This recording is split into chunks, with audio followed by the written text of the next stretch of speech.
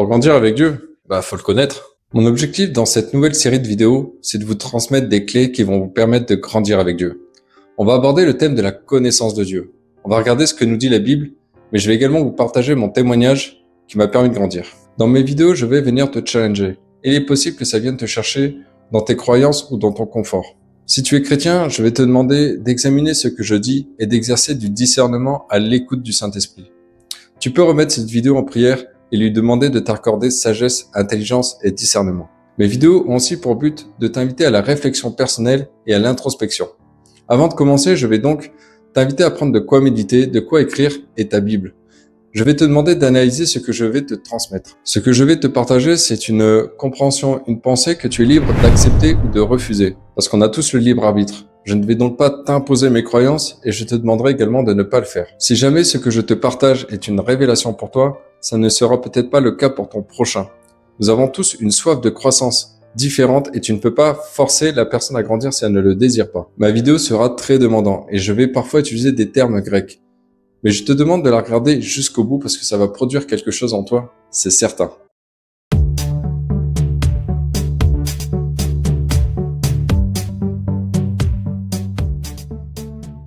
Pour grandir avec Dieu, il faut évidemment se baser sur quelque chose de solide, sa parole.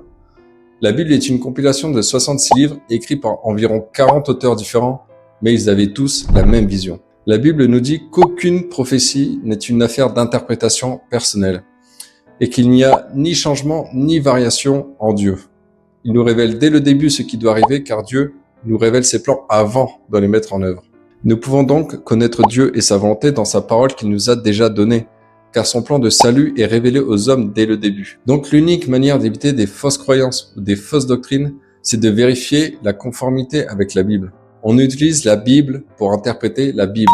Donc si Dieu ne change pas et ne se contredit pas, quand on applique les principes bibliques, il fonctionne. Et je vais te partager une première clé. Si la Bible se contredit, c'est que tu n'as pas compris. On me fait souvent les mêmes remarques sur ma croissance rapide et ma progression avec Dieu. C'est pour ça que je vais d'abord commencer par mon témoignage, pour que tu puisses mieux comprendre les points que je vais aborder par la suite. Personnellement, j'ai souvent eu l'impression que si j'ai pu grandir aussi vite, c'est uniquement à cause de mon témoignage. Ce n'était pas juste que je grandisse aussi vite, parce que je pensais que d'autres méritaient plus que moi de grandir. J'ai compris bien plus tard que ce qui m'a fait grandir avec Dieu, c'est mon attitude et ma détermination. Il y a des réalités bibliques qui, une fois qu'on les applique avec foi, produisent la croissance et des changements en nous. Il y a plusieurs détails qui ont créé cette détermination en moi. La première chose, c'est que je suis mort en 2020. Et là, je ne vais pas me baser sur ce que j'ai vu, mais ce qu'on m'a dit. Donc, il peut y avoir des erreurs. J'ai fait une overdose en 2020 et normalement, je n'aurais pas dû survivre. On va pas faire trop long parce que les détails seront dans un livre que je vais écrire. Rapidement, je sais que les secours m'ont réanimé et ont fait rebattre mon cœur. Mais j'étais dans un coma où il fallait maintenir ma respiration physiquement parce que mon corps ne le faisait plus de lui-même. L'infirmière m'a dit que chaque jour, il se passait quelque chose. Les machines étaient en alerte et ils pensaient à chaque fois que j'étais en train de partir. Elle m'a dit qu'avec les analyses de sang, le labo n'avait pas compris le but de leur analyse. Ils ne savaient pas que j'étais encore vivant, car pour eux, ce n'était pas possible que je sois encore en vie.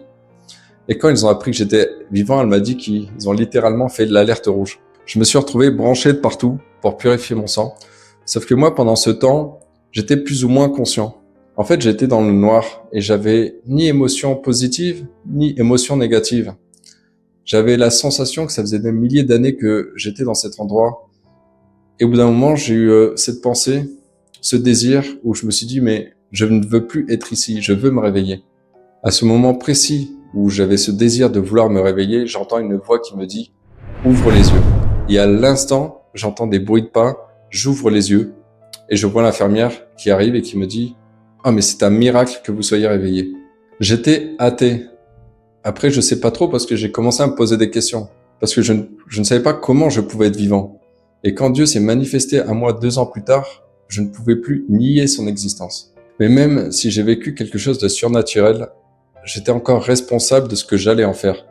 Et c'est seulement 1 an plus tard qu'une voisine du foyer pour jeunes où j'habitais m'a proposé de venir à l'église et j'ai accepté uniquement parce que j'avais vécu cette expérience. Cette expérience où peut-être qu'un Dieu pourrait exister. Et au moment de la prêche du pasteur Patrice Martorano, j'ai été saisi par l'Esprit. Ce n'est pas ces paroles, c'est pas les paroles que le pasteur a prononcées qui m'ont parlé, parce que le Saint-Esprit m'a parlé avec son regard, le regard du pasteur. Il transformait ces paroles pour les rendre inaudibles pour moi et me parlait à travers le langage de ses yeux.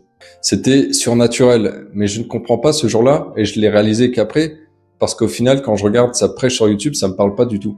Sauf que ce jour-là, j'ai tellement été saisi que je pensais que c'était une secte et un complot et que toute l'église était au courant parce que le pasteur parlait précisément sur ma vie. Puis quand j'ai décidé, quelques mois plus tard, de vérifier si Dieu existait vraiment, il s'est manifesté de très nombreuses fois de façon inexplicable. J'ai donc décidé de me faire baptiser sur un coup de tête et le jour de mon baptême, je reçois une prophétie. Et ça, ce sont les 3 choses qui m'ont fait grandir rapidement avec Dieu. Mon témoignage, qui est ma découverte de Dieu et de sa puissance divine, une prophétie que j'ai reçue et mon désir de le connaître. Et on va terminer par la prophétie, sinon c'est pas marrant. Je n'ai que 3 ans de marche chrétienne et j'ai vécu tellement de choses que ça devient difficile de tout noter. Mais ce qui m'a poussé à chercher la vérité, c'est la frustration. J'étais frustré de lire la Bible et de ne pas la vivre. Mais personne autour de moi ne vivait la Bible. J'étais pourtant entouré de chrétiens. Je voulais plus de Dieu, plus de miracles. Je voulais voir la gloire de Dieu. Et on va lire Marc 16, versets 15 à 17. Je vais te donner un exemple de ce que je voulais vivre dans Marc 16, versets 15 à 17. Puis il leur dit, « Allez dans le monde entier, proclamez la bonne nouvelle à toute la création. Celui qui croira et sera baptisé sera sauvé. Mais celui qui ne croira pas sera condamné. Voici les signes qui accompagneront ceux qui auront cru. En mon nom, ils pourront chasser des démons, parler des nouvelles langues, attraper des serpents, et s'ils boivent un breuvage mortel, celui-ci ne leur fera aucun mal. Ils poseront les mains sur les malades, et ceux-ci seront guéris. » Comment je pouvais dire avoir cru et ne pas vivre ces choses? C'est seulement depuis 2024 où j'ai commencé à avoir plus de guérison, plus de délivrance, à chasser des démons. J'ai vécu la multiplication. J'ai même commandé au temps et le temps a changé. J'ai expérimenté et vu la puissance de Dieu, mais aussi son amour. Je reçois des paroles, des pensées, des visions, des songes, des manifestations physiques de Dieu. Et la frustration me pousse à chercher la vérité. Chercher la vérité fait que je reçois plus de révélations et les révélations de Dieu nourrissent ma foi et me font chercher encore plus. Ce qui a donc joué dans ma croissance, c'est ma détermination à chercher Dieu et chercher la vérité. J'ai très rapidement eu un comportement où je notais toutes les prêches de mon église pour ensuite les noter chez moi, les méditer. Et quand les prédications n'étaient plus suffisamment nourrissantes, la frustration de vouloir plus m'a poussé à me tourner vers YouTube pour me former et apprendre avec Dieu. J'ai donc pu analyser plus de choses et recevoir plus de révélations. Maintenant, je sais que pour être un chrétien réveillé, il faut chercher la vérité et l'appliquer dans sa vie. C'est donc le fait de connaître Dieu et sa volonté qui m'ont fait grandir, qui m'ont changé. Et ce qui m'a aidé à me pousser à l'action pour chercher la vérité, c'est l'urgence. Parce que c'est l'urgence qui maintient en éveil. Connaître la vérité te conduit à rester éveillé. Là où le manque de vérité te conduit à l'assoupissement. Connaître Dieu, c'est une grâce, c'est un don qu'il nous a fait. Il a de sa propre initiative voulu s'approcher de nous et se révéler à nous. La connaissance de Dieu repose donc uniquement sur une révélation qui vient de lui. La révélation apocalypsis en grec, qui a donné Apocalypse. Et ça, on peut le voir dans Matthieu 11, versets 25 à 27. « Je te suis reconnaissant, Père, Seigneur du ciel et de la terre, de ce que tu as caché ces choses aux sages et aux intelligents, et tu les as révélées aux enfants. Oui, Père, je te suis reconnaissant, car c'est ce que tu as voulu. Mon Père m'a tout donné, et personne ne connaît le Fils, si ce n'est le Père. Personne non plus ne connaît le Père, si ce n'est le Fils, et celui à qui le Fils veut le révéler. » 2 Corinthiens 3, versets 13 à 16, nous explique qu'il y a un voile sur le cœur de l'homme, un voile kaluma, qui recouvre notre cœur et nous empêche de comprendre la parole. Ne faisons pas comme Moïse, qui mettait un voile sur son visage pour que les Israélites ne fixent pas les regards sur la fin d'une réalité passagère. Mais leur intelligence est obscurcie jusqu'à aujourd'hui. En effet, le même voile est resté lorsqu'ils font la lecture de l'Ancien Testament. Et il ne se lève pas parce que c'est en Christ qu'il disparaît. Jusqu'à aujourd'hui, quand les écrits de Moïse sont lus, un voile recouvre leur cœur. Mais lorsque quelqu'un se convertit au Seigneur, le voile est enlevé. J'aime bien ce verset parce que quand Jésus parle de lire les Écritures, il parle pas seulement de lecture. Il utilise le terme anaginosko, qui veut dire reconnaître, connaître précisément. On peut donc connaître précisément l'Ancien Testament sans le comprendre. Parce que le voile kaluma vient du kalupto, qui signifie cacher, voiler, couvrir d'un voile, empêcher la connaissance d'une chose. Et 2 Corinthiens 4, versets 3 à 4, nous dit que si notre évangile est encore voilé, il l'est pour ceux qui périssent, pour les incrédules dont le Dieu de ce monde a aveuglé l'intelligence, afin qu'ils ne voient pas briller l'éclat que projette l'évangile de la gloire de Christ, qui est l'image de Dieu. Ça nous montre que Satan a réussi à aveugler l'esprit des incroyants, afin qu'ils ne puissent pas recevoir l'évangile.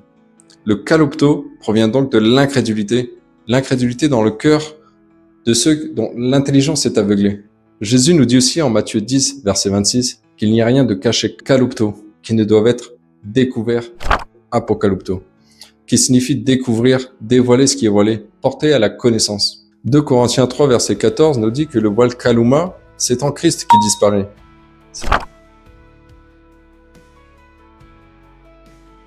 Parce que ce voile qui est sur notre cœur est ôté lorsque notre cœur se convertit au Seigneur. 2 Corinthiens 3, versets 17 à 18, nous dit que c'est avec le Saint-Esprit que les croyants peuvent accéder à la vérité sans voile. C'est ce qui nous rend libres. Se contempler dans un miroir est aussi une invitation à réfléchir à sa propre transformation, car nous sommes tous appelés à devenir semblables à Christ. De gloire en gloire, c'est un processus continu de sanctification. Chaque expérience, chaque révélation nous rapproche davantage de l'image de Christ. Chaque étape de notre croissance spirituelle est marquée par une manifestation de la gloire de Dieu dans notre vie. Nous avons besoin de sagesse, de révélation qui viennent de lui, car c'est par son esprit que nous pouvons grandir, progresser dans la connaissance et la sainteté. Nous avons besoin du Saint-Esprit, parce que la sagesse qui ne vient pas de Dieu est souvent influencée par des motivations égoïstes, des intérêts personnels, ou qui proviennent de forces spirituelles malveillantes et démoniaques. On a un exemple que tout le monde connaît en Matthieu 16, quand Jésus demande à disciples « Qui suis-je, d'après les hommes, moi le Fils de l'homme ?» Nous voyons que quand la connaissance de Jésus est kalupto, quand il y a un kaluma, ils ne peuvent voir en lui que Jean-Baptiste, Élie, Jérémie ou des prophètes, ou un simple prophète. Mais quand Jésus pose la question « D'après vous, qui suis-je ?» Pierre répond « Tu es le Messie, le Fils du Dieu vivant. » Pierre a reçu une révélation. Son voile kaluma, de la connaissance de qui était Jésus, a été apokalupto par Dieu le Père. C'est pour ça que Jésus a dit « Tu es heureux, Simon, fils de Jonas, car ce n'est pas une pensée humaine qui t'a révélé cela, mais c'est mon Père céleste. » Pierre, à ce moment, n'est pas né de nouveau et n'a pas le Saint-Esprit. Ça nous montre que nous pouvons recevoir l'apokalupto avant même de donner notre vie à Christ. On voit ensuite que puisque les pensées de Pierre ne sont pas renouvelées, il ne peut pas discerner la volonté de Dieu. Quand Pierre, qui n'a pas la révélation de la volonté de Dieu, va reprendre Jésus, Jésus lui dit « Arrière, Satan, tu es un piège pour moi, car tes pensées ne sont pas les pensées de Dieu, mais celles des hommes. » Les hommes ont par défaut les pensées sous l'influence de Satan, parce que toute notre vie, on a été éduqués par lui, sous la domination du péché. C'est pour ça que il faut le renouvellement des pensées. Mais ça n'est possible qu'avec la nouvelle naissance. Mais d'après toi, comment, comme Pierre, être disposé à recevoir l'apokalupto? Comment avoir des révélations qui nous permettront de grandir avec Dieu? Comment recevoir des révélations qui nous font avancer dans la connaissance de Dieu et de sa volonté? Si tu n'as pas la réponse est dans Matthieu 13, dans la parabole du semeur, que je vais t'inviter à lire. Nous voyons ce qui empêche de recevoir la parole, de la faire fructifier, mais aussi ce qui permet d'en recevoir plus. Le verset 12 sera peut-être une révélation pour toi. Parce qu'en effet, on donnera à celui qui a, et il sera dans l'abondance. Et celui qui n'a pas, on lui enlèvera même ce qu'il a. En effet, on donnera à celui qui a. Il y a donc un principe d'abondance. Ceux qui ont reçu la parole de Dieu et l'ont comprise, continueront à en recevoir davantage. Comprendre et accepter la vérité est donc nécessaire pour grandir. Parce que nous avons de nombreux voiles kaluma. Et il sera dans l'abondance. La connaissance et la foi en Dieu apportent donc des bénédictions et des révélations supplémentaires. Comment saisir les promesses de Dieu par la foi si tu ne les connais pas ou si tu ne les comprends pas? Mais celui qui n'a pas, qui fait référence à ceux qui entendent la parole mais ne l'acceptent pas ou ne la mettent pas en pratique, on enlèvera même ce qu'il a. Celui qui ne valorise pas la vérité qu'il a, même ce peu de compréhension ou de connaissance, peut lui être enlevé. Là, on parle de négligence spirituelle. Et on retrouve la même chose en Luc 8, verset 18. en Marc 4, verset 25. Comprendre ces paraboles est une base. Jésus nous dit en Marc 4, verset 13, que si on ne comprend pas celle-là, ça va être compliqué pour la suite. L'évangile, c'est comme une graine. Si la terre est bonne, elle se développe et porte du fruit. C'est un principe compris par Paul qu'on retrouve aussi dans Colossiens 1, verset 6. Tu veux grandir, tu veux recevoir et porter du fruit. Comment est ta terre? Jean 15 te dit de demeurer en Christ. 1 Pierre 1, verset 23 nous montre que la parole, lorsqu'elle est vraiment acceptée, ça produit une nouvelle vie, ça produit quelque chose. Tu ne peux pas recevoir l'évangile et n'avoir aucun impact dans ta vie. Parce que notre attitude sur la manière dont nous recevons la parole de Dieu aura un impact direct sur ce que nous recevrons en retour. Celui qui désire recevoir, recevra. Et plus tu reçois, plus tu désires recevoir. Plus tu reçois et plus tu mets en pratique la parole, et plus ta relation avec Dieu grandit. Et peut-être que si tu ne grandis pas, c'est que tu ne réalises pas ton besoin de grandir, que tu ne réalises pas l'importance de le connaître ou de connaître sa volonté. Si par exemple tu n'arrives pas à désirer plus de Dieu, demande à Dieu de créer en toi le désir de vouloir plus. Il peut créer en toi le vouloir et le faire. Tu peux lui demander de créer en toi la soif de plus de lui. Parce que si tu ne désires pas plus, tu grandiras pas. Parce que tu as par défaut le même désir avec lequel tu es né. Si tu es rassasié du monde, tu ne fais que goûter Jésus. Mais quand tu goûtes Jésus, tu n'as pas la compréhension qui va derrière.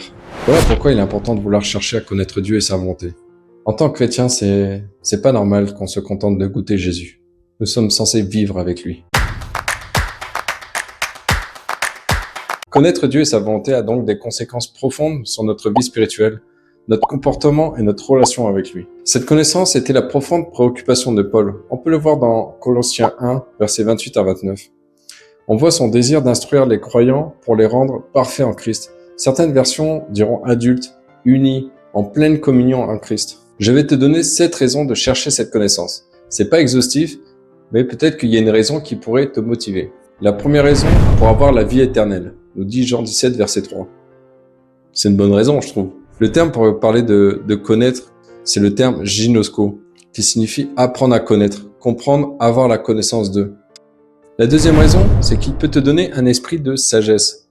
Et je trouve que c'est aussi une bonne raison, puisque nous avons le meilleur des conseillers. Troisièmement, Colossiens 1, versets 9 à 10, nous dit que c'est nécessaire pour marcher d'une manière digne de lui, et pour porter des fruits dans notre vie. C'est difficile de plaire à Dieu quand on a une mauvaise compréhension de qui il est et de sa volonté. Philippiens 1, versets 9 à 10, nous montre que c'est nécessaire pour discerner ce qui est bon et être irréprochable. Eh ben oui, c'est difficile de se sanctifier quand on ne sait pas comment faire. 1 Jean 2, verset 3, nous montre que nous en avons besoin pour garder ses commandements et vivre en harmonie avec lui.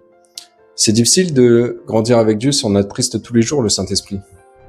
Romains 12.2 nous montre que c'est cette connaissance qui te transforme, qui te permet de ne pas te conformer au monde et de te conformer à Dieu. La 7e raison que je trouve aussi importante, c'est que cette connaissance te permet de vivre une relation personnelle et intime avec lui.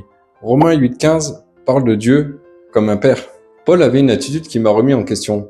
Il ne se contente pas de seulement transmettre des enseignements, il s'engage dans une prière constante pour eux. Si la prière est un élément central dans la vie d'un chrétien, c'est pas uniquement pour notre propre édification, mais aussi pour le soutien et la croissance des autres. Je ne parle pas de connaissances théologiques uniquement, parce que ça englobe une compréhension profonde de la volonté de Dieu, pour nous et pour les autres. La connaissance implique toujours une relation personnelle, faite d'intimité et de communion. C'est malheureux, mais aujourd'hui, plus une personne amasse uniquement de la connaissance théologique, et plus elle s'éloigne de la véritable connaissance de Dieu et de sa volonté. Il y a des personnes qui sont donc des très bons soldats de Tarse dans la connaissance de la Bible, mais pas suffisamment d'épaules pour la vivre. La Bible nous appelle à rechercher la vérité, à grandir dans la connaissance de Dieu et être des disciples matures qui font la volonté du Père. On n'est pas censé parler des actes comme une expérience des chrétiens du passé. On est censé vivre le livre des actes aujourd'hui. Et c'est pas évident de dire cette vérité aujourd'hui, en restant dans l'amour, sans critiquer ni juger son prochain. Mais pourtant c'est réel. On est censé vivre le livre des actes, et ce n'est pas le cas aujourd'hui dans nos églises. Ce manque de connaissances nous empêche d'être parfaits en Christ, d'être matures en Christ, de tenir ferme et d'être pleinement disposés à faire sa volonté. Ce fondement, qui est la connaissance de Dieu et de sa volonté, est souvent absent dans les églises, ou mal compris. Je ne dirais pas que ce soit la faute de l'église, mais plutôt de la mentalité de chaque personne, comme le dit la parabole du semeur. Je vais te donner deux exemples, deux extrêmes du manque de la connaissance de Dieu aujourd'hui. Proverbe 1,7 nous parle d'une relation respectueuse avec Dieu. Mais aujourd'hui, on peut entendre parler de Jésus comme étant le poteau, c'est le frérot, le petit pote à la compote. D'autres considèrent que nous avons encore le petit Jésus tout mignon, c'est le petit Jésus dans la crèche, ou alors un simple Jésus crucifié, un Jésus mort à force de voir des Jésus sur une croix. Résultat, on ne réalise pas qui est vraiment Jésus-Christ. Et puis tu as l'autre extrême, une crainte énorme de Dieu, jusqu'à avoir peur de prononcer son nom, ou alors il faut absolument suivre plein de règles pour lui. Résultat, ils n'ont aucune relation avec Dieu le Père. Une connaissance de Jésus sans intimité, sans le Saint-Esprit, te donne une connaissance théologique de Dieu. Tu peux pas connaître l'amour de Dieu le Père si t'as pas de communion avec le Saint-Esprit. Osée 4.6 nous montre que l'ignorance a des conséquences spirituelles. Ça détruit son peuple. Et rejeter la connaissance, c'est pire, car la plupart endurcissent leur cœur à cause de désobéissance. Les conséquences de cette ignorance aussi, c'est qu'on ignore soit notre emplacement, soit notre but. Et il n'y a pas de hasard ou de coïncidence d'être là où nous sommes aujourd'hui, parce que c'est Dieu qui conduit les rencontres dans nos vies. Mais si je ne sais pas pourquoi je suis là, je n'entrerai pas dans le pourquoi je suis là. Ignorer notre emplacement fait qu'aujourd'hui, on est inconscient de notre mission. On est submergé par des situations difficiles. On va jusqu'à justifier notre situation par des doctrines de démons au lieu de juste réaliser notre manque de connaissances. Et je te donne un exemple tout simple. Un chrétien qui ne croit pas en la guérison ne verra pas de guérison. Mais un chrétien qui connaît Dieu et qui connaît sa volonté verra plus de guérison dans sa vie. Expérimenter la bénédiction ou la malédiction dépend des mensonges que nous croyons. Vivre dans la bénédiction, c'est un choix parce qu'il faut choisir de croire ce que Dieu dit. L'incrédule ou l'ignorant dira souvent « Dieu a permis ». Mais ça revient à dire que Dieu a choisi. Et il faut faire attention quand on ment sur Dieu, il peut y avoir des conséquences. Tout est possible à celui qui croit, tout est possible à Dieu. Souvent, c'est pas un manque de foi le problème, c'est un manque de connaissance et un voile d'incrédulité. Quand on arrête de croire Satan et qu'on accepte la vérité, ça produit du fruit. Parfois, la vérité est cachée, elle est voilée, elle est calopto à cause d'un besoin de délivrance. J'ai grandement avancé dans ma relation avec Dieu après avoir vécu des délivrances. On verra souvent une différence dans la croissance spirituelle entre celui qui a besoin de délivrance et celui qui a vécu la sienne. Ceux qui ne croient pas vont justifier avec des versets bibliques leur incrédulité. Puis il y a ceux qui vont vivre l'évangile. Il y a ceux qui parlent de la parole et il y a ceux qui la vivent et qui la mettent en pratique. Nous sommes dans une guerre spirituelle pour les âmes et nous avons besoin de connaître Dieu et sa volonté pour agir efficacement. Nous avons besoin de connaître la vérité pour gagner en maturité et avoir une relation épanouie avec Christ. Et ce que je dis, c'est pas tout le temps facile à entendre. Mais c'est pour ça que le Seigneur nous a fait don de 5 ministères pour nous enseigner dans la connaissance et la vérité. Jésus a établi des ministères dans l'Église pour nous enseigner. Nous le voyons dans Éphésiens 4, versets 11 à 13. Jésus nous a fait don de 5 ministères, l'apôtre, le prophète, l'évangéliste, le berger et l'enseignant. Ces ministères sont censés nous faire grandir dans la connaissance de Dieu et de sa volonté, jusqu'à une parfaite maturité en Christ. Comment on peut ressembler à Christ sans cette maturité? Comment on peut être parfait comme notre Père Céleste est parfait, comme l'indique Matthieu 5, 48? Le terme utilisé est téléios. Et téléios signifie amener à ses fins, accompli, à qui rien ne manque pour être complet, parfaire ou ce qui est parfait. Encore une fois, même sur le téléios, tu auras deux chemins. Ceux qui pensent ne jamais l'être et n'avanceront donc jamais, puisque c'est impossible à atteindre et vont justifier avec des versets. Puis il y a ceux qui vont vivre des choses avec Dieu parce qu'ils vont croire en la parole. Hébreux 5 nous montre qu'on ne peut pas comprendre des enseignements qui nécessitent cet état de parfait en Christ, parce que la nourriture solide est pour les hommes parfaits, les hommes téléios, capables de discernement spirituel. 2 Pierre 3 nous montre l'origine de toutes ces divisions qui nourrissent les fausses croyances. Ça vient des personnes ignorantes et mal affermies qui en tordent le sens, mais elles le font pour leur propre ruine. Il devient urgent pour les chrétiens de comprendre que nous sommes appelés à être semblables à Jésus-Christ. Car celui qui incarne parfaitement la volonté du Père, c'est Jésus. Atteindre le téléios en Christ, ça implique d'avoir la même pensée, la même foi, la même doctrine. Le corps de Christ est censé être dans la plénitude de ce pourquoi Jésus a payé le prix. Jésus nous demande de l'être, et c'est également à ça que Paul travaillait durement avec la force de Dieu qui agissait puissamment en lui. On a besoin de discernement spirituel, de sagesse, d'intelligence spirituelle pour grandir et maintenir une vérité et l'unité dans le corps de Christ. Il faut une église unie pour guérir une nation divisée. Et la véritable unité n'accepte aucun compromis. Paul écrit des lettres à différentes églises avec la même doctrine comme fondement. Il n'y a pas de différence doctrinale dans le corps de Christ, juste un manque de connaissance. Et ce manque de connaissance est principalement lié au manque de maturité des personnes qui exercent ces 5 ministères. La raison à ça, c'est parce que Satan s'attaque principalement à ces 5 ministères. Et c'est à travers eux qu'il enseigne les doctrines de démons. Et je reconnais qu'il manque quelque chose dans nos églises, c'est des chrétiens qui prient pour leurs enseignants. Il arrive souvent que des pasteurs qui ne croient pas à la guérison, à la délivrance par exemple, se mettent à l'exercer ensuite après avoir reçu un apocalypto dans ce domaine. Mais si personne prie pour qu'il soit rempli d'onction, rempli du Saint-Esprit, de vérité, d'amour, si personne prie pour que nos pasteurs soient matures en Christ, comment faire pour que nos enseignants grandissent avec Dieu pour qu'ensuite ils nous enseignent? Qu'est-ce que t'en penses? Si on veut grandir, ça pourrait être bien de prier pour que nos enseignants soient téléos en Christ, pour qu'ensuite ils nous enseignent à nous de l'être. Cette ignorance sur la compréhension de Dieu et de sa volonté, c'est ça qui a rendu l'Église malade, faible, fatiguée et divisée.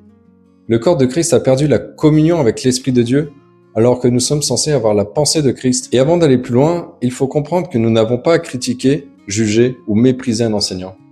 Moi aussi, j'étais incrédule sur la guérison, sur la délivrance, avant d'avoir des révélations. On peut avoir tendance de vouloir critiquer, surtout nous les Français. Et dans mon cas, j'ai commencé à avoir de la critique quand j'ai réalisé que les chrétiens ne grandissaient pas parce qu'ils pensent être enseignés par Dieu, mais en réalité sont enseignés par les hommes. Et en moi, ça avait créé de l'amertume, de la colère. Mais il faut vite régler ça avec Dieu et pardonner. Tout comme on n'a pas à juger qui va en enfer, on n'a pas non plus à juger un enseignant. Nous sommes appelés à examiner les choses avec le Saint-Esprit. Et c'est à lui de nous dire s'il faut dire les choses, et le plus souvent c'est non. Après, c'est mon cas personnel, mais pour moi, le Seigneur a établi des autorités dans l'Église et des façons de faire. Et dans mon cas, il me demande de ne pas débattre et d'ignorer les personnes qui sont dans l'incrédulité. Par contre, je peux prier pour eux, pour que le Seigneur se révèle à eux, et je peux aussi prier pour les bénir. On peut voir que beaucoup de divisions sont liées à un manque de connaissance. Et les bases de l'enseignement relatif à Christ sont dans Hébreux 6, versets 1 à 2. Plus tu vas grandir avec Dieu, moins ta relation avec Dieu ne pourra être comprise par les personnes qui n'en sont encore collées ou qui restent volontairement au lait. Personnellement, grandir avec Dieu m'a valu le rejet de ma propre Église. Cette vérité, elle peut être dure à entendre, mais parfois on ne peut pas grandir à cause du christianisme limité des personnes qui nous entourent. Si ta vision du christianisme ne te permet pas de grandir avec Dieu ou d'être vraiment libre, c'est que ta définition ne vient pas de Dieu. Parce que ta définition de ton christianisme détermine le chrétien que tu seras. Cette réalité, elle peut aussi être dure à entendre, mais moi j'ai arrêté de débattre avec les chrétiens qui sont satisfaits de leur christianisme. Parce que moi, je ne veux pas d'un christianisme limité. Je veux toujours plus avec Dieu et je ne veux pas marcher avec quelqu'un qui a décidé de s'arrêter. Je vais continuer à avancer. La normalité pour moi, c'est Jésus. La normalité pour moi, c'est le livre des actes. Et tant qu'on a la possibilité de pouvoir revenir en arrière, on ne marchera jamais dans l'autorité dans laquelle nous sommes appelés à marcher.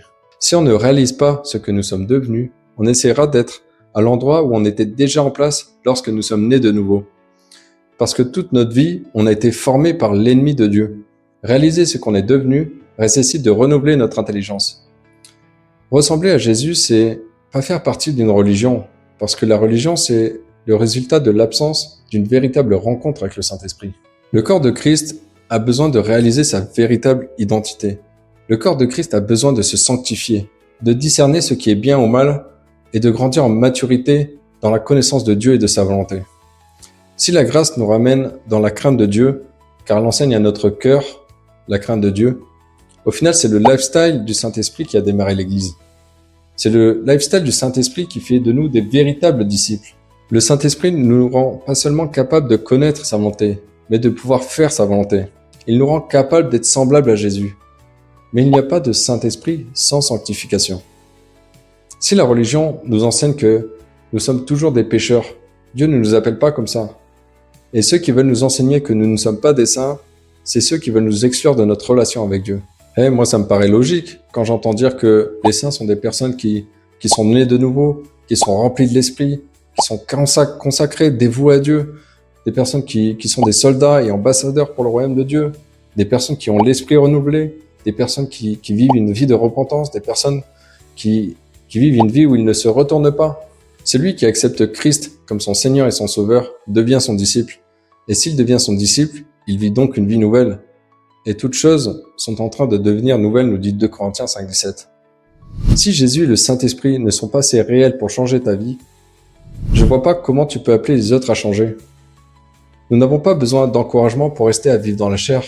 On a besoin que la Bible soit prêchée dans nos églises. Le chrétien, c'est censé être un disciple. Et le disciple ne se conforme pas au monde, mais à Jésus-Christ. Il est important d'être en communion avec le Saint-Esprit si on veut accomplir sa volonté, de l'avoir en nous et sur nous. Comme Jésus, parce que Jésus n'a rien accompli sans le Saint-Esprit. Grâce au Saint-Esprit, on peut avoir une relation d'intimité avec Dieu. Parce que c'est pas seulement une puissance, c'est aussi une personne. Et on peut à chaque instant, à chaque moment de la journée, être à son écoute et lui parler. Quand on est rempli et revêtu du Saint-Esprit, on n'a plus peur, on fait des choses que jamais on n'aurait fait auparavant. Et c'est pas simplement de la confiance en soi, c'est agir par la puissance de l'Esprit. La religion m'a aussi fait croire que je ne serais libre qu'au ciel, que je serais libre du péché qu'au ciel, que je ne serais téléios qu'au ciel. La majorité des chrétiens parlent d'une perfection, une maturité inatteignable sur terre, mais ça n'est pas biblique.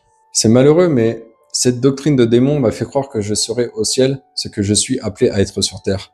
Cette fausse croyance fait que la mort était devenue mon sauveur à la place de Jésus. Mais soit c'est Jésus qui te rend libre, soit c'est la mort qui te rend libre. Comment tu peux grandir avec Dieu si ton sauveur est ennemi de Dieu? Il y a ceux qui justifient leur incrédulité et ceux qui voient le fruit de leur obéissance à la vérité.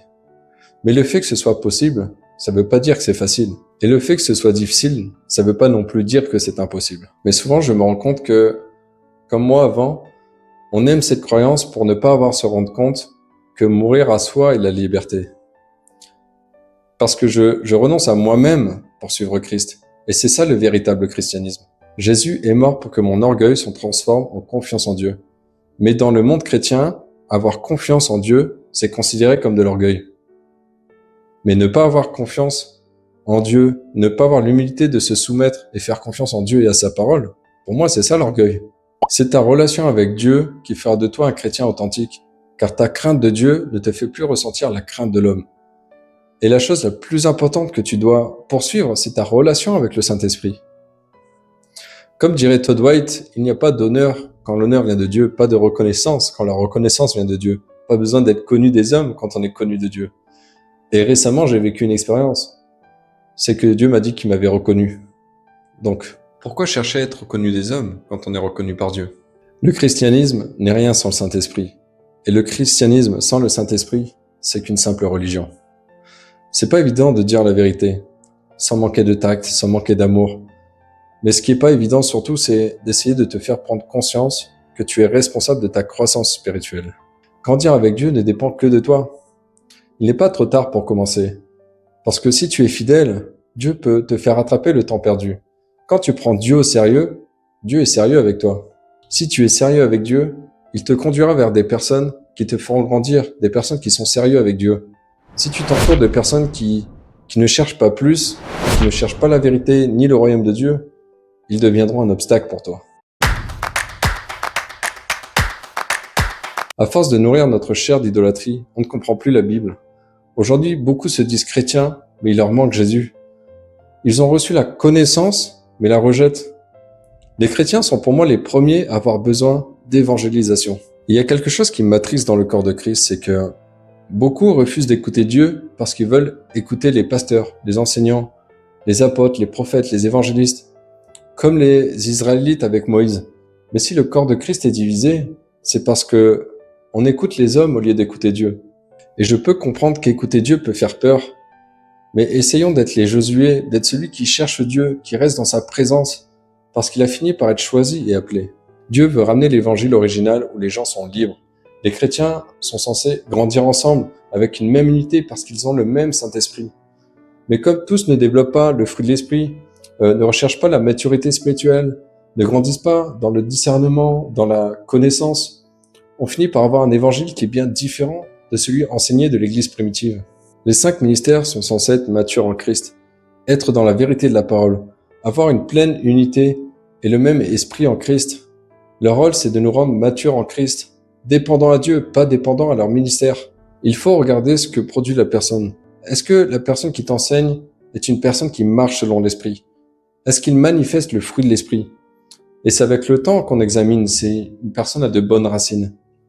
Il est dit, ceux qui me disent « Seigneur, Seigneur » n'entreront pas tous dans le royaume des cieux, mais seulement celui qui fait la volonté de mon Père céleste. Beaucoup me diront ce jour-là « Seigneur, Seigneur, n'avons-nous pas prophétisé en ton nom? N'avons-nous pas chassé des démons en ton nom? N'avons-nous pas fait beaucoup de miracles en ton nom ?»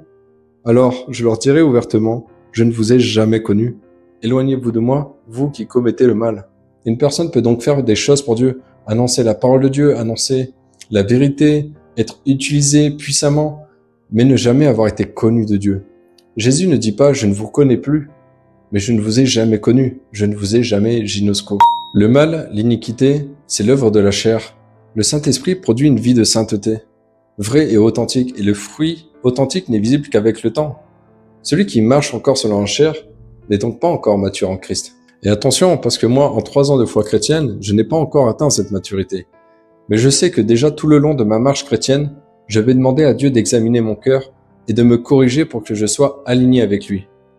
Jésus m'apprend à être le même à l'église, le même chez moi, le même partout où je suis. J'apprends à grandir devant Dieu et devant les hommes. Comme Jésus finalement. Par exemple, au moment de cette vidéo, j'apprends encore à aimer. J'apprends encore à recevoir l'amour du Père. J'apprends encore à passer des temps d'intimité avec le Saint-Esprit. J'apprends encore, mais je veux que les autres apprennent également. Parce que je n'attends pas d'être parfait, d'être téléos, d'être mature, pour commencer à encourager et être utilisé par Dieu. Je n'ai pas encore atteint ce téléos en Christ, mais je ne suis pas appelé à grandir seul. Puis ensuite, partager mes expériences et mon témoignage. La volonté de Dieu, c'est que l'on grandisse ensemble, qu'on s'édifie, qu'on s'encourage, et qu'on avance ensemble vers celui qui a la tête, Jésus. Je fais encore des erreurs et j'apprends. Mais je sais par exemple que je ne dois plus chercher à débattre avec des chrétiens qui ne manifestent pas Dieu dans leur vie, parce que je n'ai pas à les enseigner et je n'ai pas à juger le cœur de la personne non plus. J'apprends encore, mais il est parfois préférable de laisser la personne dans son incrédulité, parce qu'on peut par exemple prier pour elle et la bénir en mettant sa foi et son espérance sur le fait que Dieu peut encore ramener un apocalypto. Parce que moi personnellement, si ça me met encore en colère que mon frère refuse de grandir avec Dieu, c'est que j'ai moi aussi besoin de grandir. Et c'est par expérience que je te dis ça. Parce que quand on cherche à dire la vérité sans avoir cette maturité, le fruit de l'esprit n'étant pas encore développé, on risque de ne pas réagir avec amour.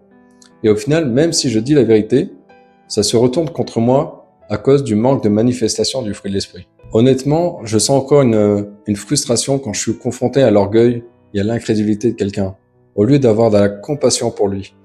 Et si je persiste, je prends le risque d'avoir une parole qui déplaît à Dieu. Par contre, je suis responsable de préserver mon cœur et ma foi de leur incrédulité, de ne pas l'endurcir comme eux avec la persévérance de la désobéissance et de l'ignorance. C'est pas facile, mais agir avec amour, agir avec sagesse, ça s'apprend. Et si tu as peur de l'échec ou de faire des erreurs, tu en feras, parce que c'est comme ça qu'on apprend. Paul et Barnabas ont réagi avec leur émotion quand Paul ne voulait pas prendre Marc. Au lieu de dire stop, on va demander au Saint-Esprit pour savoir quoi faire. Parce qu'en réalité, ils avaient tous les deux raison. Et c'est peut-être le Saint-Esprit qui a fait ressentir indépendamment à Paul de ne pas prendre Marc et à Barnabas de prendre Marc. Mais eux aussi, ils ont appris à marcher par l'Esprit. L'Église primitive était très unifiée. Mais le manque d'amour a fini par diviser l'Église en Église. Et la religion a détruit le corps de Christ à cause du manque d'amour et du manque de connaissance de Dieu et de sa volonté. Mais c'est l'amour qui va unir les enfants de l'Église. Si on veut retrouver l'unité du corps de Christ, comme ça devrait l'être, il est donc nécessaire d'apprendre à aimer Dieu, à s'aimer soi et à aimer son prochain. C'est pas chez les non-chrétiens qu'on est censé retrouver des personnes qui manifestent le fruit de l'esprit, qui manifestent de l'amour comme Jésus. Et je trouve ça terrible, mais vraiment, je trouve ça vraiment terrible qu'il y ait des non-chrétiens qui soient plus chrétiens que les chrétiens. C'est pas normal. Aujourd'hui, trop d'églises se concentrent sur leur religion, leur tradition, leur ministère, leurs propres intérêts. Si aujourd'hui il manque des prophètes dans une église protestante à Marseille, est-ce qu'une église catholique va en envoyer?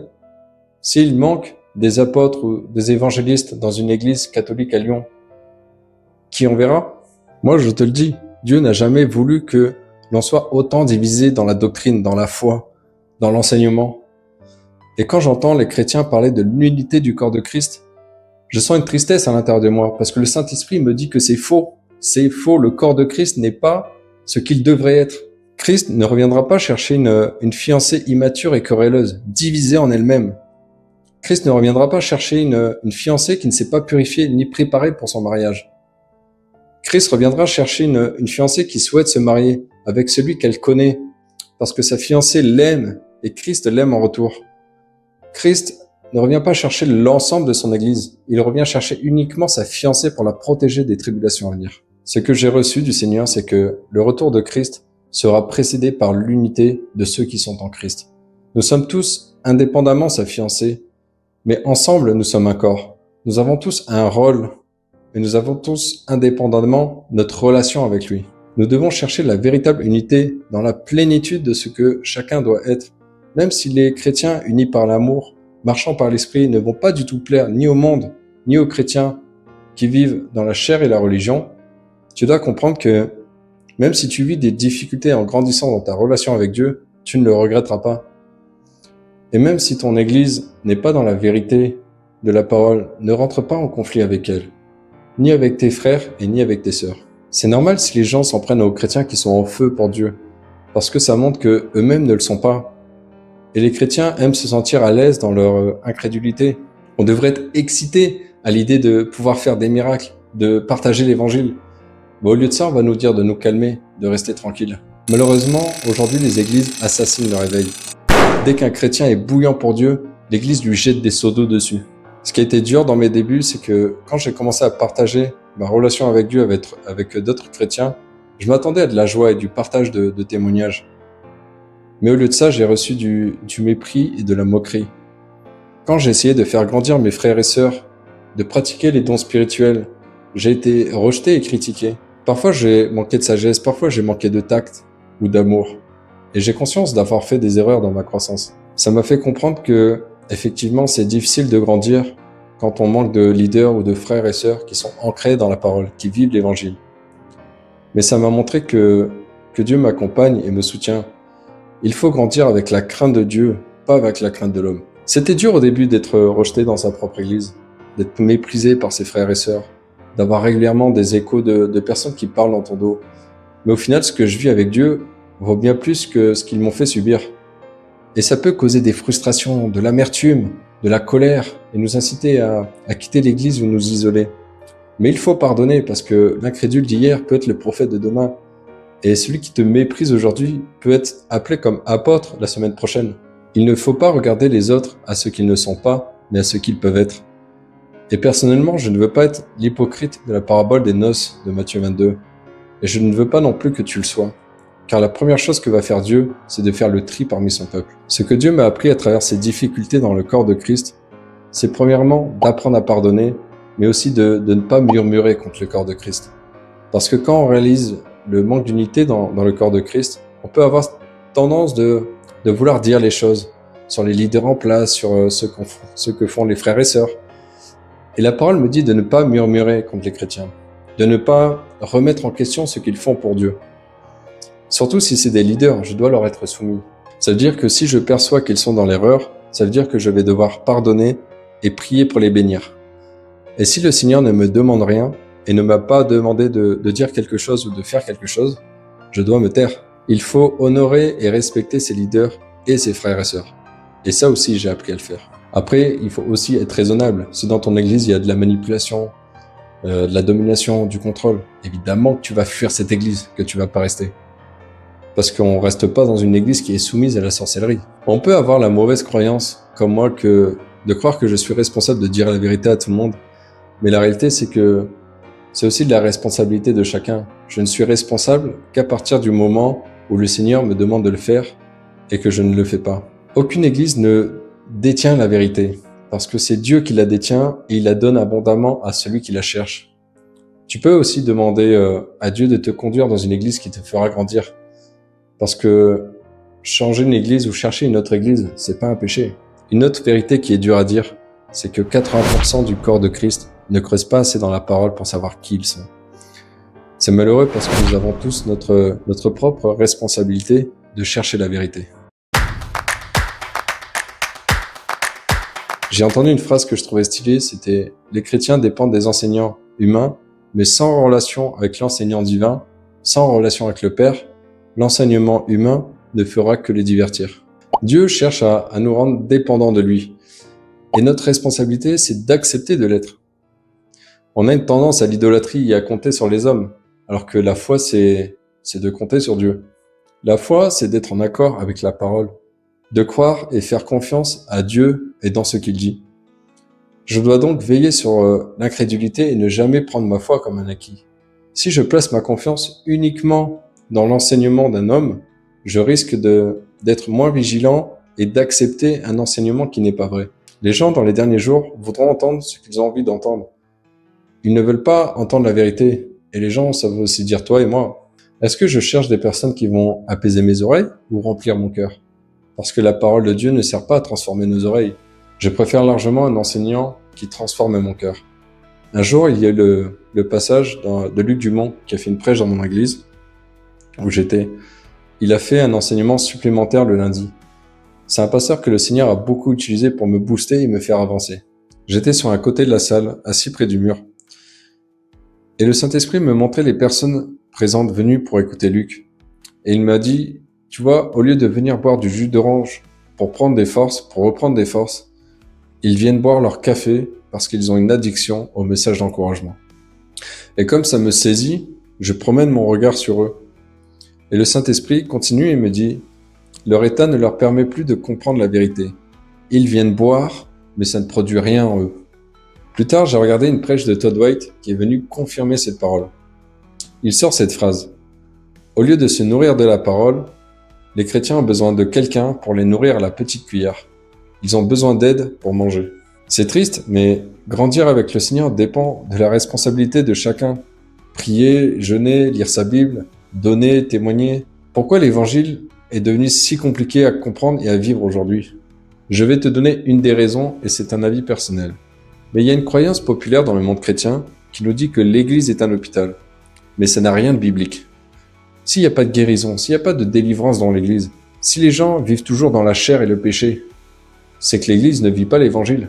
Si on était tous remplis de l'esprit, si on avait réellement tous développé le fruit de l'esprit, si chaque croyant exerçait les dons de l'esprit, si les leaders et les croyants étaient tous téléios en Christ, il suffirait qu'un non-chrétien rentre une fois dans l'église pour qu'il se convertisse. Et il serait convaincu de l'œuvre de Dieu en nous regardant, en voyant l'amour que nous avons les uns pour les autres, en voyant notre unité. Et si ça ne suffisait pas, il serait convaincu du péché et de justice par le Saint-Esprit à cause des prophéties qu'il entendrait dans l'église. Et si ça ne suffit pas, il serait convaincu par les miracles, les guérisons miraculeuses qui auraient lieu chaque semaine dans l'église, ou par les délivrances et les démons qui seraient chassés. Et si ça ne suffisait pas, il verrait la gloire de Dieu se manifester dans l'église. Et oui, il faut arrêter avec ça. L'église, c'est pas un hôpital. C'est l'endroit où tu passes du vieil homme à la nouvelle naissance. L'église, c'est un lieu où tu te transformes de ta nature charnelle à ta nature divine. L'église, c'est le lieu de formation, la caserne militaire de Dieu. Les gens viennent se muscler spirituellement pour porter l'armure du chrétien et être formés en tant que disciples. Une fois équipés, ils sont envoyés comme ambassadeurs pour le royaume de Dieu. L'église, c'est un endroit où tu arrives esclave et tu repars avec la puissance de Dieu. C'est pas un lieu où tu arrives malade et tu repars malade. C'est pas un lieu où tu arrives captif et tu repars captif. Satan a corrompu l'identité, le rôle de l'église. Le diable a corrompu l'identité du chrétien. Il nous a trompés sur notre responsabilité. Il influence et empêche de réaliser l'importance de grandir avec Dieu. Je sais que Dieu rachète le temps. Et notre seule responsabilité, c'est de chercher à rattraper le temps perdu. Peut-être que tu devrais demander à Dieu de te montrer si tu es prêt pour son retour. Demande-lui un songe, une vision. Demande-lui de te montrer ce qu'il va se passer pour les gens autour de toi. Maintenant, je vais te partager cette prophétie que j'ai reçue il y a 3 ans, le jour de mon baptême, le 8 avril 2022. Cette vision, cette prophétie, elle est revenue en 2023, début d'année 2023 et en début d'année 2024.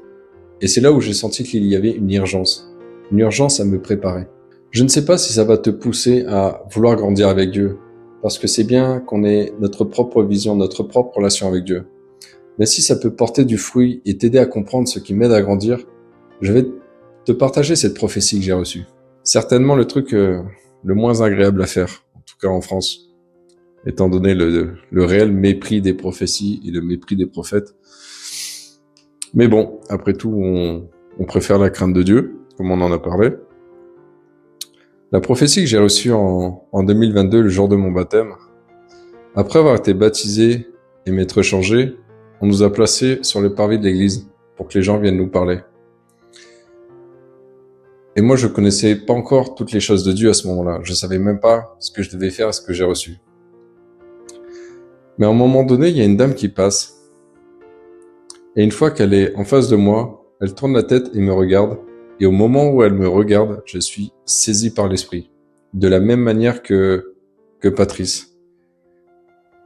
Dès qu'elle m'a regardé, je suis comme transporté en vision, mais en même temps, je vois encore le monde physique. Et ça s'est passé en un instant. Je vois l'église et les zones, la zone autour de mon église. Et je vois comme si c'était la guerre. Je sais pas si c'était physique ou spirituel, mais ça me semblait plus spirituel. Et je voyais que tout était détruit autour de mon église. Comme s'il y avait vraiment eu la guerre, il y avait comme de la poussière, du sable. Le soleil était orange. Ça faisait vraiment film apocalyptique, post-apocalyptique. Et je voyais l'église qui était vraiment abîmée, qui avait vraiment pris des dégâts. Mais dans cette prophétie, dans cette vision, je voyais quand même que l'église avait tenu bon. Ensuite, toujours pendant cet instant où elle me regarde, je reçois une parole du Seigneur qui me dit « Corentin, tu savais et tu n'as rien dit. Tu savais et tu n'as rien fait. » Donc forcément, on peut dire que ça m'a bien saisi. Surtout que c'est venu en 2023 et en 2024. Avec toujours plus de révélations sur cette prophétie. Sur cette chose qui allait se passer. Parce que en plus de voir la destruction, j'ai vu des milliers de personnes qui étaient décédées. Et je ne sais même pas si c'est des personnes de l'église, mais je sais que il y a des leaders dans cette église qui vont... Enfin, j'ai vu dans cette vision, dans cette prophétie, que des leaders allaient probablement mourir. En plus de milliers de personnes. Et je recevais ça comme... C'est pas comme une condamnation quand la phrase, elle m'a dit « Tu savais, tu n'as rien fait, tu n'as rien dit ». Mais plus comme j'attends de toi que tu fasses quelque chose. Comme pour me... Je l'ai pris comme une motivation à faire quelque chose. Puis, au fur et à mesure que je reçois cette même prophétie au fil des ans, je reçois des éléments supplémentaires pour me booster à agir, en fait. Et le Seigneur me montre que dans les années à venir, je sais pas si ça sera en 2030 ou 2032, parce qu'il m'a dit d'ici 10 ans, ça va prendre à peu près 10 ans, que ce qui va se passer par rapport à cette vision que j'ai eue, c'est qu'on va rentrer dans un état dans lequel où le monde spirituel, les forces spirituelles du côté de Satan, du coup, vont prendre en puissance, vont grandir en puissance. Et ils vont tellement grandir en puissance que ils vont ravager l'église et ça va venir d'un coup. Ils vont ravager l'église par la maladie, par les cancers, en faisant mourir les bébés ou alors des morts prématurées à travers des maladies, à travers des accidents. Et ça va tellement être soudain que ça va ébranler l'église. Ça va tellement être soudain que ça va ravager une partie de l'église. Et je ne sais pas si c'était un symbole par rapport à mon église ou un symbole global. Mais quand je réalise tout ça, je me dis qu'effectivement, si un chrétien n'a pas la foi dans la guérison, comment peut-il prier pour la guérison? Est-ce qu'un chrétien doit attendre d'être dans l'épreuve pour voir s'il a la foi pour surmonter l'épreuve? Il y a cette fausse croyance qui nous dit dans le monde chrétien que Dieu envoie des épreuves pour tester et prouver ta foi, et c'est grâce à l'épreuve que ta foi grandit. Mais si tu te rends compte que t'as pas la foi pendant l'épreuve, ben c'est peut-être un souci aussi. Parce que si Dieu nous prévient à l'avance, comment ça se fait que Dieu n'était pas prévenu à l'avance que tu allais vivre cette épreuve? Moi, c'est ce qui m'est arrivé dans mes expériences. Quand je réalise cette prophétie, je me dis, mais est-ce que je suis prêt à vivre ce qui va se passer? Est-ce que il n'y a pas cette urgence à me former sur la guérison, à me former sur la délivrance? Est-ce qu'il n'y a pas cette urgence à méditer la parole de Dieu, à rester ancré dans la foi? Quand dans les derniers jours, il y aura de plus en plus de faux prophètes, de doctrines de démons, de fausses croyances? Est-ce que je suis ancré dans la parole pour tenir ferme et résister? Ou est-ce que je vais faire partie de ceux qui vont se faire balayer parce que j'étais pas solide sur mon rocher? Moi, cette prophétie, je l'ai pas pris comme une accusation ou comme quelque chose qui me crée en moi de la peur. Ça m'a pas fait peur, cette prophétie. Cette prophétie, ça m'a juste...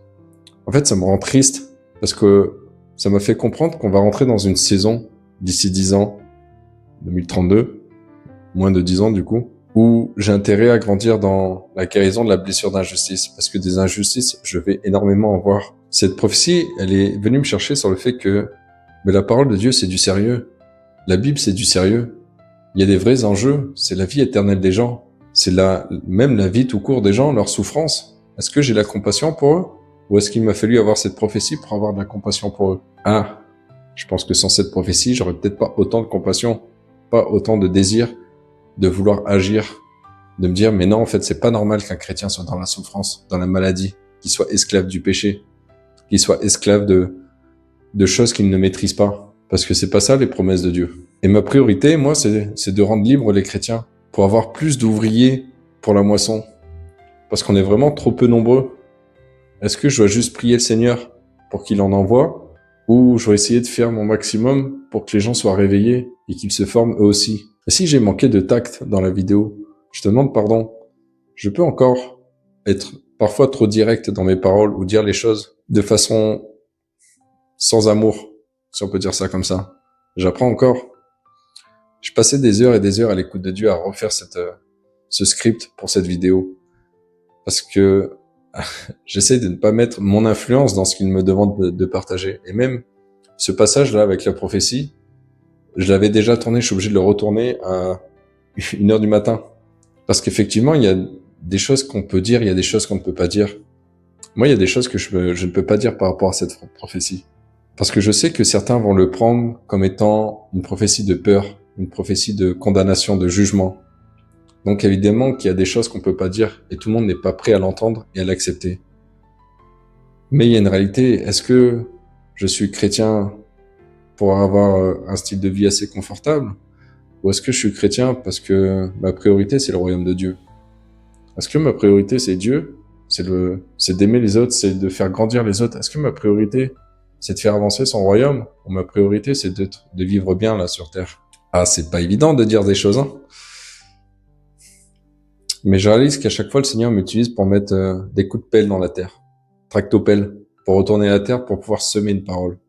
J'aime pas trop faire ça parce que j'ai pas beaucoup prophétisé dans la vie des gens, à part 2-3 personnes. Mais je ressens quand même de dire quelque chose par rapport à cette vidéo. Il y a une nouvelle génération qui va venir. Une génération de violents pour le royaume de Dieu. Et cette génération, c'est une génération qui va grandir avec l'amour de l'unité du corps de Christ. Et je prie pour que la personne qui regarde cette vidéo fasse partie de cette génération. Je prie pour que tu sois un violent pour Dieu. Parce que dans cette nouvelle génération, le Seigneur m'a montré en vision quelque chose de terrible. Tous les enfants de l'Église, si on peut appeler ça comme ça, qui vont être unis dans l'amour, qui vont être unis dans la foi en Christ, qui vont être en pleine communion avec le Saint-Esprit. Tous ces enfants-là vont se faire rejeter de l'Église. Ils vont se faire rejeter et haïr par le monde et par les chrétiens. Mais dans cette vision que le Seigneur m'a donnée, l'enfant tenait la main de Jésus. Et la multitude d'enfants étaient connectés à la main de Jésus. Parce que l'unité des enfants de Dieu aura un impact puissant dans le monde à venir. Quand cette génération qui va venir va agir avec puissance et autorité dans la parole de Dieu, hey, le miracle de la multiplication, ça sera juste le quotidien. Vous vous attendez à quoi? À vivre les évangiles et à ne pas vivre la persécution qui va derrière? La réalité, c'est que la persécution, c'est pas censé nous faire peur. Si la persécution te fait peur, c'est que tu as encore besoin de passer du temps avec Jésus. Vous savez, ce qui est terrible, c'est que quand je me suis converti à Christ, le diable m'a donné une vision. J'avais le choix de l'accepter ou de la refuser, mais ne connaissant pas encore bien le monde spirituel, j'ai reçu cette vision, je l'ai acceptée. Dans cette vision, le diable me disait, tu vois, Corentin, si tu partages l'évangile, voilà ce que je vais te faire. Et il m'a montré en vision, j'étais sur place de la Bourse à Bordeaux, et on m'avait crucifié sur la place. Et pendant qu'on me crucifiait, les gens me crachaient dessus, des gens que je connaissais. On me crachait dessus, on me jetait des pierres, on m'insultait, on me méprisait. Et dans cette vision, je me voyais souffrir, pleurer. Je me voyais torturé, parce même si on m'avait crucifié, j'étais encore maintenu en vie, et on me torturait dans les ongles, dans les bras. On me faisait vraiment beaucoup de mal. Puis ensuite, il m'a emmené dans un poste, je sais pas si c'était une garde à vue, je sais pas si c'était une pièce, mais il m'a dit que si je continuais et que si j'avais l'audace de parler de l'évangile et de témoigner, et ben que lui, il allait faire en sorte de pouvoir m'arrêter. Il avait l'autorité de pouvoir m'arrêter. Mais moi, à ce moment-là, j'avais pas conscience de mon autorité en Christ. J'avais pas conscience de mon identité. Parce que si, au début, quand il m'a donné cette vision, j'étais terrifié et j'ai mis 1 an pour m'en remettre, en réalité, ben c'est une bonne occasion qu'il m'envoie à la place de la Bourse à me faire torturer. Parce qu'au moins, je serai un témoignage. Je pourrais louer et adorer Dieu pendant qu'on me fera tout ça. Et je pourrais peut-être convertir des gens le jour de ma mort. Et là, le diable, ben, il va faire quoi? Me torturer? Me faire du mal? Déjà, il peut pas parce que j'ai l'autorité. Et s'il le fait, c'est à travers d'autres personnes. La persécution. On a fait du mal à Jésus. Ben, c'est une bonne chose si on me fait pareil. Parce que je le fais pour la gloire de Christ. Et tout ce que je fais est un témoignage pour Dieu et pour les autres. On n'a pas à craindre la persécution, on n'a pas à craindre la souffrance, les blessures. On n'a pas à craindre les choses. Parce que quand on est ancré dans la foi en Christ, quand on est ancré en Dieu, il se passe des choses, des miracles. Peut-être que ce qui te manque, c'est d'avoir une vision du royaume de Dieu. Une vision du paradis, une vision de cette ville. Même le chemin pour aller dans cette ville est magnifique. Voilà peut-être que quelque chose qui pourrait te montrer que la gloire à venir est bien supérieure que tout ce qu'on peut vivre sur terre. Vous savez que la vision que Dieu m'a donnée, elle est impossible à réaliser. Le Seigneur m'a montré que il y aura l'unité du corps de Christ en France. Il y aura une véritable unité. Que j'aille à Marseille, que j'aille en Italie, que j'aille aux États-Unis, peu importe dans quelle église j'irai, il y aura la même foi, la même doctrine, les mêmes amours, les mêmes chrétiens, les mêmes disciples. Peu importe où je vais, c'est ça l'unité. Mais cette unité, elle va provoquer un bouleversement dans le monde. Non? D'après vous, qu'est-ce qui rapproche le retour du Christ? J'ai reçu quelque chose aujourd'hui. On vit les douleurs de l'accouchement, là, avec les tremblements, avec les choses qui se passent.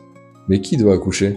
C'est marrant parce que j'ai reçu de partager encore une chose. Il y a un verset dans Ésaïe 6:8 qui nous dit « J'entendis la voix du Seigneur disant « Qui enverrai-je? Et qui marchera pour nous ?» Mais aujourd'hui, est-ce qu'on est entouré de personnes qui sont assoiffées et disposées pour Dieu? Dieu n'attend que toi pour t'appeler. Parce que pour moi, il t'a choisi. Maintenant, est-ce que tu vas te lever? Dans mes amitiés, j'ai aussi remarqué que j'avais souvent 2 réactions. Soit j'aide la personne à grandir pour qu'elle gagne en maturité, parce que plus la personne se rapproche de Dieu, plus elle sera heureuse et plus elle sera dépendante de Dieu au final. Donc c'est ça ma priorité dans mes amitiés. Mais je réalise aussi que j'ai un deuxième comportement. Et je sais pas si je dois encore le changer ou le travailler. Mais je réalise parfois que je laisse tomber le chrétien. Quand je me rends compte que l'incrédulité est trop forte, je n'insiste pas. Je le laisse tomber, mais c'est malheureux parce qu'il lui arrive beaucoup de malheur après. Et je ferai une autre vidéo uniquement avec de la mise en pratique pour grandir de façon concrète, avec mon témoignage. Et je sais que ça va parler à beaucoup de personnes. Mais on va terminer cette vidéo avec une parole de Dieu que Dieu me demande de semer, et on va laisser Dieu agir. Parce qu'après tout, Dieu confirme sa parole, non? Si j'ai dit des choses qui ne sont pas en accord avec Dieu, qui ne sont pas sous l'inspiration de Dieu, Dieu peut venir confirmer que ça venait pas de lui. Il peut venir corriger. Si ce que j'ai dit n'a pas été influencé par ma perception et ma compréhension, si je n'ai pas influencé son message, alors tu auras quelque chose à faire maintenant que tu as entendu tout ça. Si tu as été sérieux dans l'écoute de tout ce que j'ai partagé, s'il y a des choses qui t'ont interpellé. Parce que quand le Seigneur t'interpelle, c'est pas juste pour te faire du bien, c'est parfois aussi pour que tu ailles passer du temps avec lui, ou pour que tu lui poses la question, voilà, il a dit ça, qu'est-ce que je fais avec ça? Qu'est-ce que je fais avec ce qu'il a dit? Qu'est-ce que tu veux me dire, Seigneur, avec ce qu'il a partagé? Moi, je fais ma part. Dieu fera sa part. Mais toi, est-ce que tu feras ta part?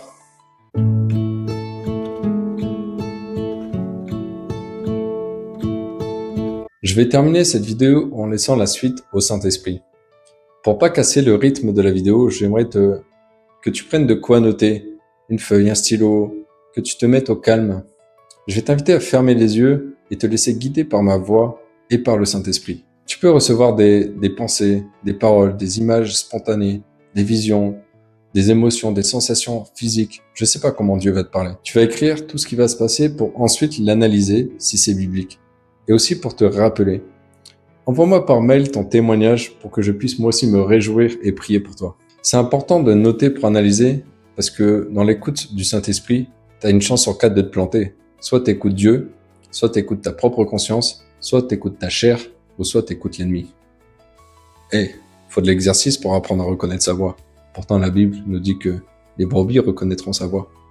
Ça s'apprend. Jusqu'à la fin de la vidéo, je vais donc te demander d'écouter, de fermer les yeux si c'est plus facile pour toi. Et laisse-toi interpeller.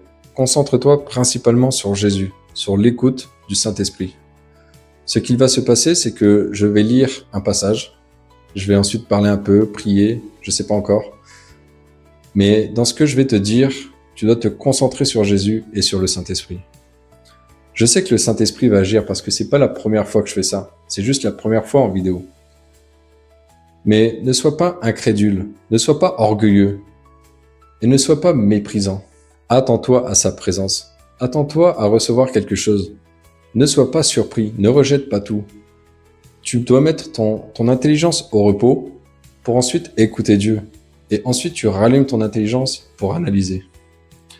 Normalement, tu as déjà dû noter tout ce qui t'a dérangé dans cette vidéo et ce qui t'a interpellé. Maintenant, voyons si Dieu confirme sa parole.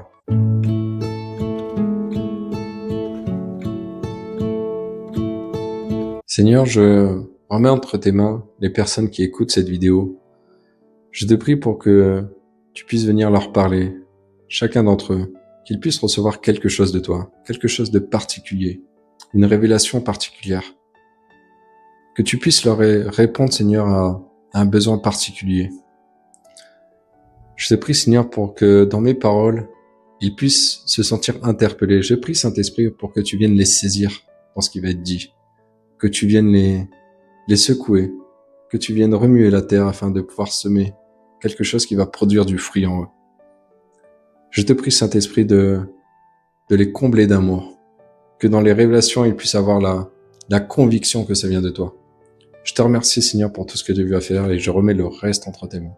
Au nom de Jésus. Amen.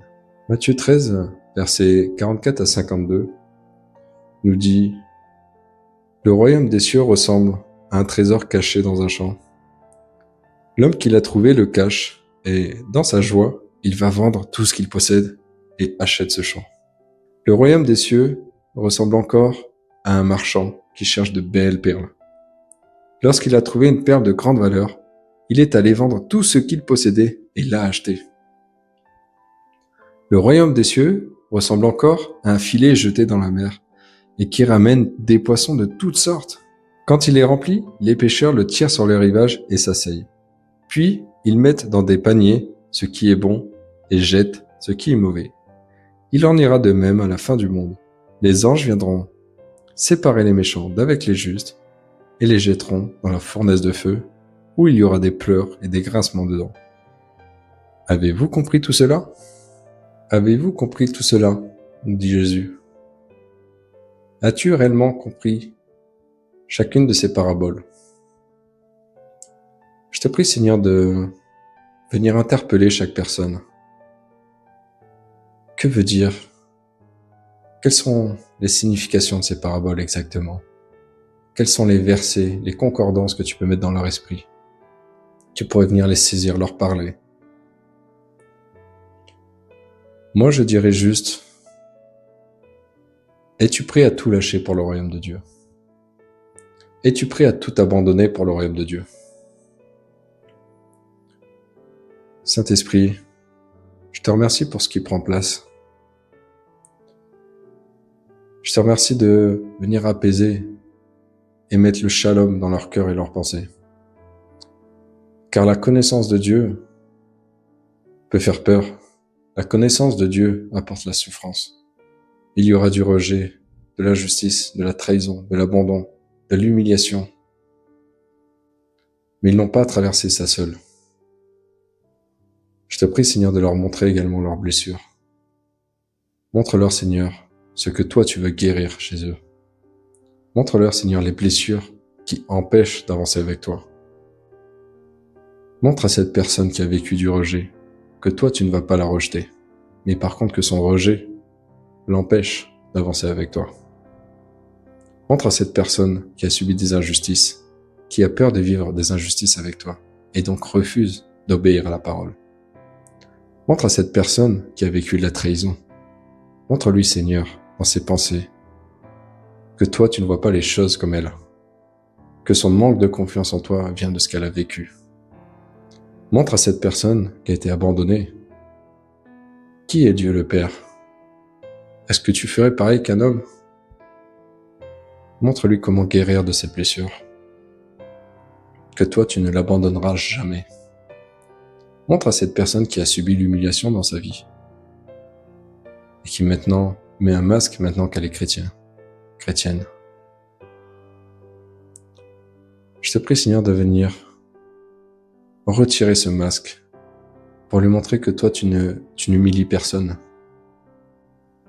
Viens mettre dans le cœur de ces personnes le fait que Dieu ne domine pas, Dieu ne contrôle pas, Dieu ne manipule pas. Tous ces traits de caractère ne viennent donc pas de Dieu. Je te prie, Seigneur, de venir mettre en lumière dans leur relation ce qui n'est pas de toi et ce qui est de toi. Je te prie de les conduire également vers les bonnes personnes, afin qu'ils puissent grandir en esprit et en vérité, qu'ils puissent te louer et t'adorer sans crainte, sans la crainte de l'homme.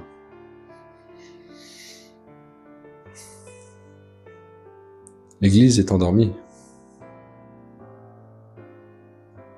L'Église est endormie.